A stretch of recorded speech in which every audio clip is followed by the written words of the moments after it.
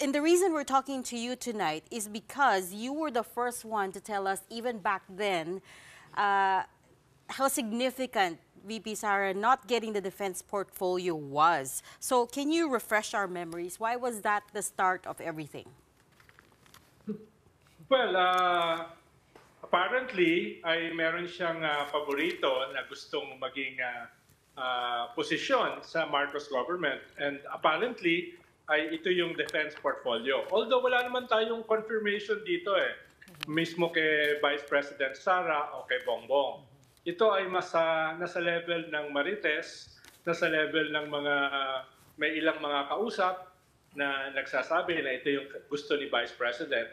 Kaya bottom line, mas maganda na si Vice President Sara ang magsabi nito. Ang problema, yung kanyang mga statements are very cryptic.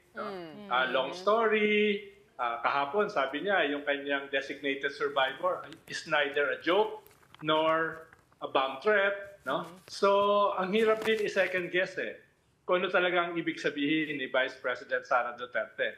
So, ang ginagawa lang natin ngayon ay sinusubukan nating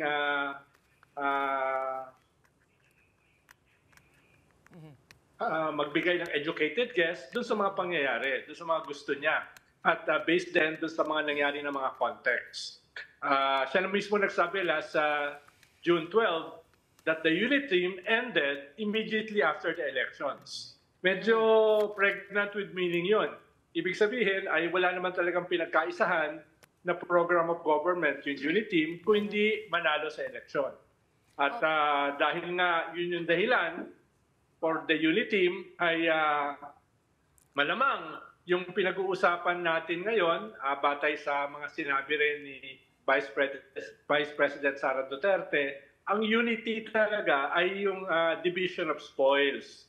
At kasama sa division of spoils ay yung position sa gobyerno. Isa dyan ay ano ba yung posisyon sa cabinet na kukunin niya. At mukhang ang alam natin, ang gusto niya initially ay yung defense portfolio. Eventually, ang nakuha niya ay yung DepEd portfolio.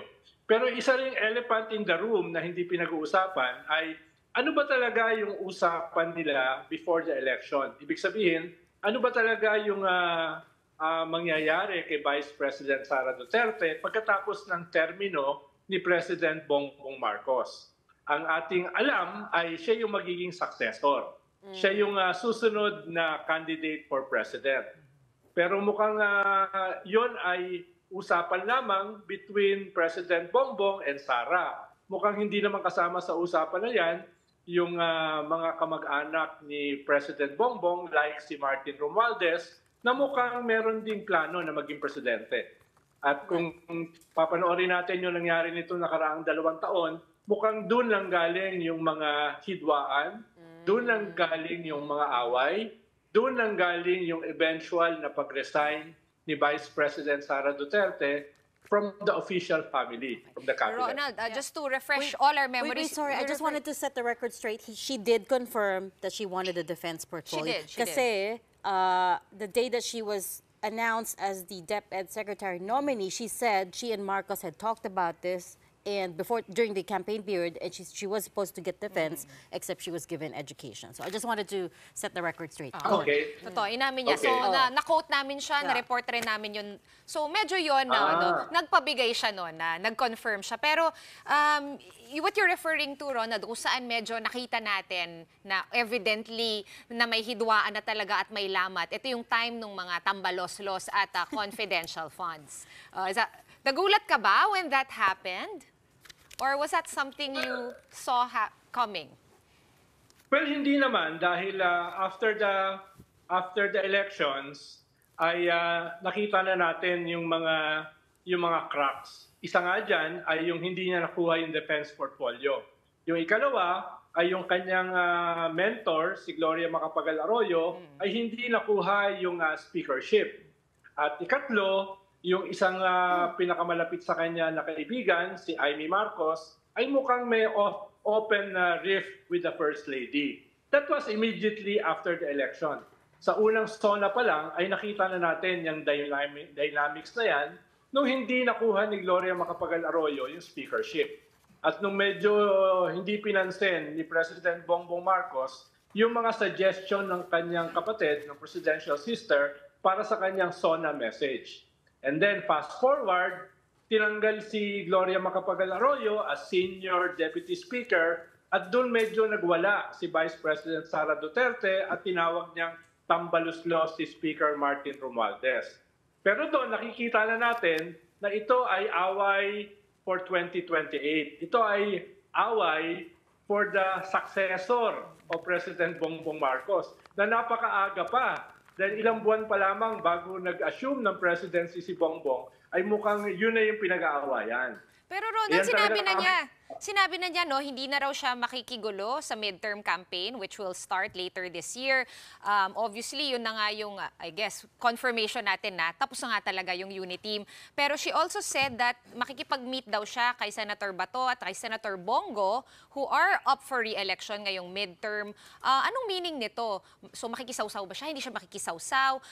Kakampanyahan ba niya? Magkakampaign ba siya for her dad? Hindi ba siya magkakampaign for her dad? What are you seeing? Well, mas maganda siguro siya na yung tanungin, no? Paano ang ginagawa nga natin, sine-second guess natin siya. Pero ako, ang tingin ko ay siya na yung magiging leader nitong Duterte opposition. Sinasabi ko Duterte opposition dahil meron pang ibang mga opposition eh. Nandun yung yellow and pink opposition at itong Makabayan black opposition na binubuo ng mga kongresista from the Makabayan black. So, tingin ko ay whether she admits it or not, siya na yung magiging leader ng Duterte opposition. Pero mukhang hindi naman totoo yung sinabi niya na yung tatlong Duterte ay tatakbo for the Senate. Mukhang isa lang naman yung tatakbo. And possibly si Bastion. Dahil most probably si Digong will run for mayor of Davao at si Pulong will run for Congress. So, yung slate nila ay definitely kasama si Bongo at saka si Bato, although si Bongo at saka si Mayor Baste mukhang hindi rin sila magkasundo. At si Sara Duterte ay hindi naman ganun ka-close kay Bongo for a long while. Isang dahilan nga kung bakit hindi siya tumakbo as president ay mukhang ayaw niya dun sa proposal ng kanyang tatay na siya yung tumakbo for president at si Bongo yung kanyang vice president. At to make a long story short, eventually, nag-decision siya maging vice president ni Bongbong Marcos. Long story din. Pero doon din nanggaling yung mga away dahil mukhang bahagi nung ganong klaseng desisyon ay siya yung magiging successor ni Bongbong Marcos na mukhang ayaw naman ng mga kamag-anak ni Bongbong. Okay, Ronald, we noticed actually that the vice president looked relaxed, liberated, it seems, lighter. Lighter is Sean's word. I mean, do you think it was really because she hit a tipping point in terms of the differences, kumbaga napuno na?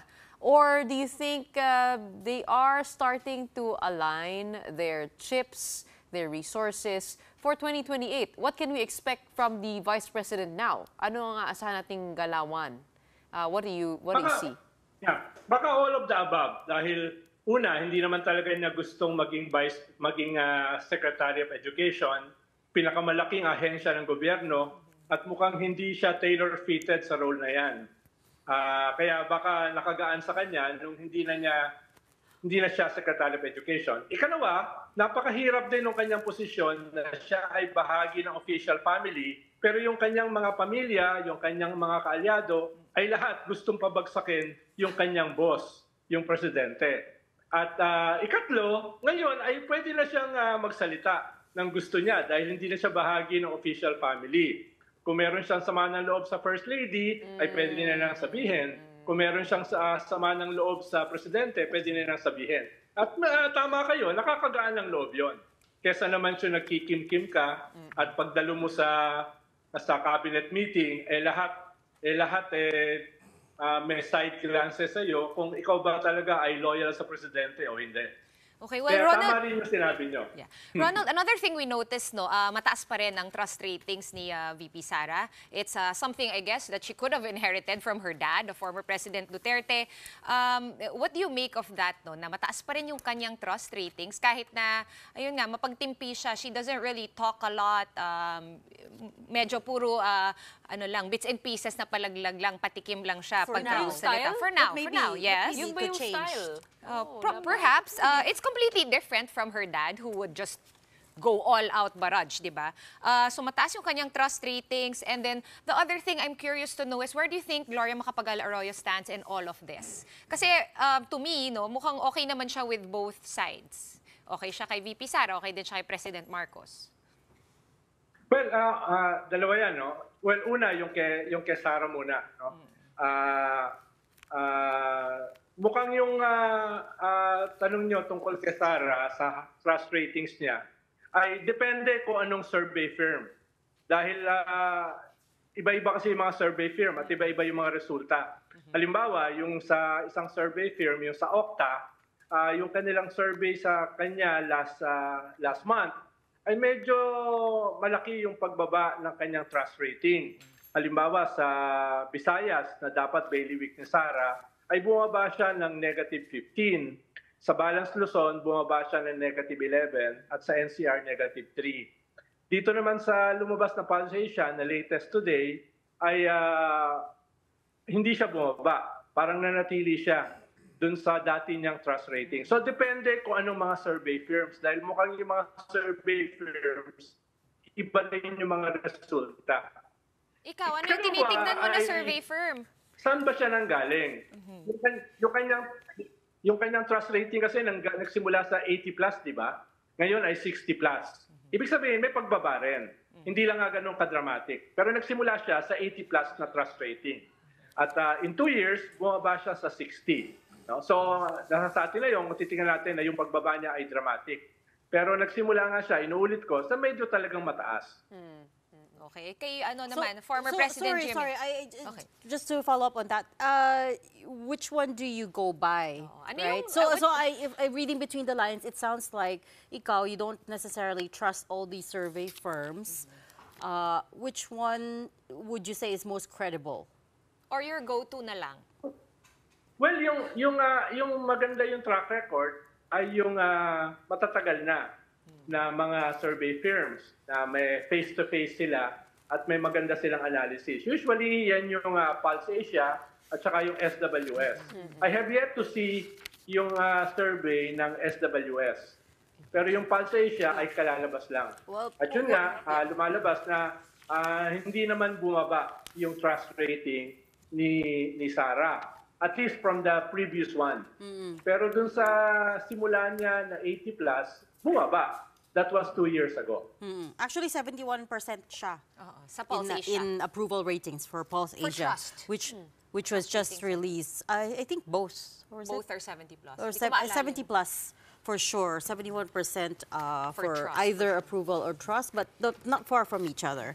In terms of yung meeting niya with allies, right, which Sean asked about, what are her best options at this point? So you said na parang okay, the fight for the 2028 successor started very early. Okay, so maybe she lost quite a bit of momentum. Maybe she got hit by all these controversies. Her ratings dropped a bit. So tinamaan siya, right? So now at this point in time, what are her best options? Well, una, parang wala naman silang illusions na gusto nilang ma-sweep yung senatorial elections. Dahil usually sa midterm, yung administration naman talaga ang very strong at pinakamalakas. Mukhang ang objective lang naman nila ay ma-survive yung midterms. At pag na-survive nila yung midterms, ang tingin nila, dahil mataas pa rin si Sara in terms of preference for the 2028 presidential election, ay eventually yung mga umalis sa kanila na halos lahat ng kanilang mga kongresista at mga leaders ay magbabalikan din after the midterms if they survive. Pero may isa ring variable na naiiba Dahil sa mga surveys din, ay bagaman mataas pa si Sara Duterte as presidential preference going into 2028, may lumalabas din na either kapantay niya o mas mataas sa kanya, si Raffy Tulfo. No? So, unlike nung nakaraang 2 taon, na solo ni Sara yung preference para sa 2028. Ngayon ay meron na siyang significant rival, si Raffy Tulfo, na either kapantay niya o mas mataas ng konti sa kanya. So yun yung isang cause siguro nitong damage sa kanya nitong nakaraang 2 taon. Dahil nung nagsimula siya as Vice President, halos solo niya yung 2028. Ngayon hindi na niya solo. Pero Ronald, yun nga, no? So right now, kahit na 2024 pa lang and we're 4 years away from the presidential elections, kailangan na rin niya magbuo, no? Kumbaga ng power team niya, di ba? Sino pa bang available na power players? Nauso nung term ni former President Duterte, yung super majority, and mukhang nag-carry over ngayon sa Marcos administration. Ganun pa rin. Mukhang mas malakas pa nga yung majority in both houses. So, meron pa bang players dyan na hindi pa, kumbaga, allied to the administration na pwede pa niyang, kumbaga, mas-sway into her camp? Well, halimbawa, dito sa sumasama sa administration slate, yung Nationalista Party ng mga bilyar, diba? Gusto nilang sumama sa administration slate. Tinutulak nila si Pia Cayetano, si Amy Marcos, at isang bilyar, either si Camille o yung father. No? Pero kung titignan mo yung positioning nitong nationalista, ay mas less sila as part ng administration, mas malapit sila sa opposition. Marami sa mga policies ng gobyerno ay ino-oppose nila. From foreign policy hanggang dun sa support kay Kibuloy, yung mga bilyar, si Amy at saka yung si Pia Cayetano ay hindi sumasama sa ruling majority. Pero ngayon, dahil nga midterms, balak nilang sumama sa administration. Yung kanila bang pagsama sa administration ay because of their loyalty with the president or dahil gusto lang nilang manalo? So, sila ba ay mananatili with the administration after the midterm election o sila ay babalik do sa dati nilang political positioning this past 2 years, which is basically critical of the administration and of Bongbong Marcos. Right. Ronald, I want to know if you're hearing anything about the ICC investigations. Is the administration holding that over the heads or the necks of the Duterte camp? Because that is also a huge determinant in getting allies and political security. Well, definitely, Gretchen, no? Napakahalaga niyan dahil kung papasok yung ICC before the midterm election, baka 2 kandidato ng mga Duterte ay mabawas. At for now nga, maliit na nga sila. Ang malinaw na lang na kandidato nila ay si Bongo, si Bato, si Philip Salvador, no? At saka I'm not sure kung sino pa. Dahil si Francis Tolentino mukhang pumunta na sa administrasyon. So kung darating yung ICC before the midterms at malamang ang kanilang kukunin ay si ex-President Digong at saka si Bato. Kahit in a way na lumalabas sa balita nakasama rin si Bongo at saka si Vice President Sara Duterte sa mga kaso, according to Las Cañas, who is the main witness sa ICC. Pero at the very least, kung papasok ang ICC before the midterms, lalong mababawasan yung slate ng mga Duterte. At least baka 2 ang mabawas. Kung may isang Duterte, kung tatakbo si Digong for the Senate. It'll be interesting to follow that. We're gonna have to leave that there. Thanks so much for stepping away from your dinner. Are you sure wala ka sa Malacanang, Ronald? What's going on? What's going on there? Former presidential. Dito sa Provinciano Restaurant. Okay. Former presidential political advisor Ronald Llamas.